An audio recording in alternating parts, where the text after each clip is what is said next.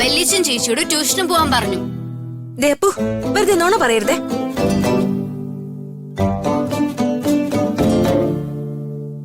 വെല്ലിച്ചൻ ദേ ഹാളിൽ ഇരിപ്പുണ്ട്. ചേച്ചിക്ക് സംശയം ഉണ്ടെങ്കിൽ വന്ന് ചോദിക്ക്. അയ്യോ, അച്ഛൻ ഹാളിലുണ്ടായിരുന്നോ? അപ്പോ ഞാൻ പറഞ്ഞതൊക്കെ അച്ഛൻ കേട്ടു കാണൂ? കേട്ട് കാണൂ? അറിയില്ല ചേച്ചി. ദൈവമേ, പ്രശ്നമാവൂലോ. അപ്പു, ഞാൻ ട്യൂഷന് പോവാം. പക്ഷേ എന്നോട് രാജു സംസാരിക്കാൻ പാടില്ല. സംസാരിക്കാതെ എങ്ങനെ ട്യൂഷൻ എടുക്കും? അതൊന്നും എനിക്കറിയില്ല. രാജു എന്നോട് സംസാരിക്കാൻ പാടില്ല, അത്രേ ഉള്ളൂ. ഈശ്വര, അങ്ങനെ യുദ്ധം അവസാനിച്ചു.